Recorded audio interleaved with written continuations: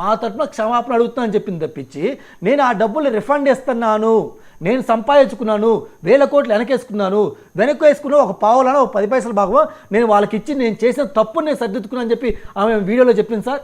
చెప్పలా విలేకరులు మీ బోటి విలేకరులు ఏమైనా క్వశ్చన్ చేస్తారని చెప్పేసి ముందుగా ప్రమోట్ చేయను కదా అంటాం సార్. చేసిన తప్పు పరిస్థితి ఏంటి? అదే చేసిన తప్పు పరిస్థితి ఏంది? తెచ్చుకున్నారు కదా ముందు సార్. పశ్చాత్తాపం అంటే చేసిన ఆమె తరపున ఎవరైతే ఫ్రాంక్గా చెప్పాలంటే సార్, ఆమె తరపున మోసపోయింది ఎవరంటే ప్యూర్లీ చెప్పాలంటే వైసీపీ కార్యకర్తలు మోసపోయారు సార్. ఎందుకంటే ఈమె జగన్మోహన్ రెడ్డి గారి అభిమాని, జగన్మోహన్ రెడ్డి గారు ఫాలోవరు. ఈమెం చేసింది వైఎస్ఆర్సీపీ అధికార ప్రతినిధి. సో ఈమె వైఎస్ఆర్సీపీ కోసం ప్రచారం చేసింది. వాళ్ళ నాయకులు ఏమో కరెక్ట్గా నమ్మారు. ఈమె ఆ రోజు చెప్పిన మాటలు నమ్మి చాలా మంది వైఎస్ఆర్సీపీ సామాన్యులు, కార్యకర్తలు, బడుగు బలహీన వర్గాలు వీళ్ళని నమ్మి ఆ యాప్లు డౌన్లోడ్ చేసుకొని దాంట్లో డబ్బులు ఇన్వెస్ట్మెంట్ పెట్టారు సార్. అంటే వీళ్ళని నమ్మి మోసపోయింది ఎవరు?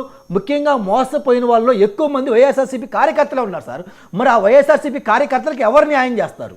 జగన్మోహన్ రెడ్డి గారు న్యాయం చేస్తారా? మరి ఏమో న్యాయం చేస్తారు? ఎవరు న్యాయం చేస్తారు సార్?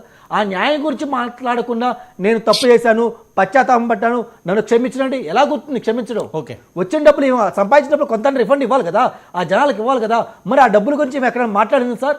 ఎక్కడ మాట్లాడాలి సార్? ఏమో చేసిన దాంట్లో పశ్చాత్తాపం